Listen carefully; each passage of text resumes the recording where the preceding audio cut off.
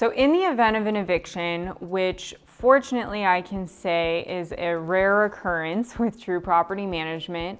In fact, during COVID, only one of our tenants did not pay rent that we had to evict, and we successfully evicted them. But we have been hired by many landlords to evict their tenants that they already had in place, and then of course find them new tenants. In that process, we will handle everything from communication with the attorney, documentation, even if it requires us going to court.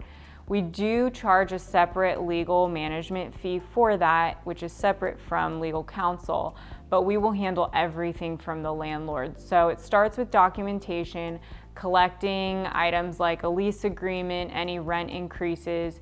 If the tenant has violated the lease in any way, we have to have documentation of all of that.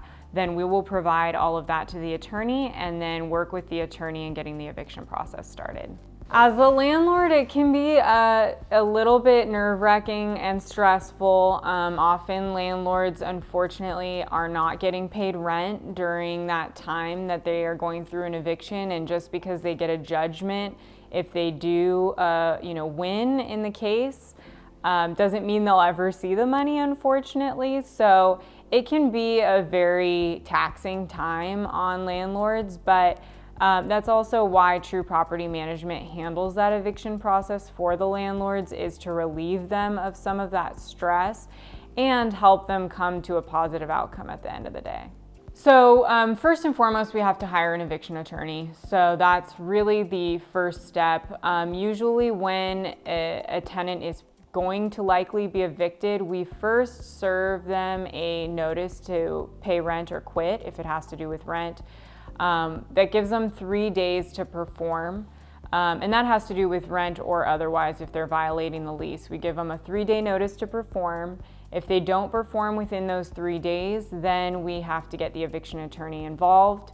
We provide them all of the documentation, and then they will serve their proper notices to get an eviction started. When a tenant has not paid the rent on time, once they're late on the rent, we do several things. We want to keep a good relationship with the tenant, especially if they don't have a history of late payments. Sometimes it may just be a fluke occurrence.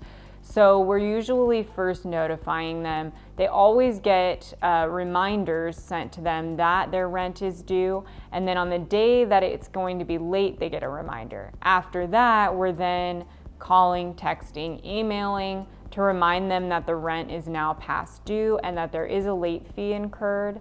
If they are still refusing to respond or pay the rent, then unfortunately we have to serve the 3-day notice to pay rent or quit. And if they don't pay the rent within those 3 days, then we can proceed with an eviction. Right now, evictions are taking a lot longer. Unfortunately, after COVID, the courts got really backed up. So evictions, generally speaking, they could take a month, a couple of months. It really depends on A, how quickly a property manager gets everything to the attorney, and B, if the attorney is able to make contact with the tenant.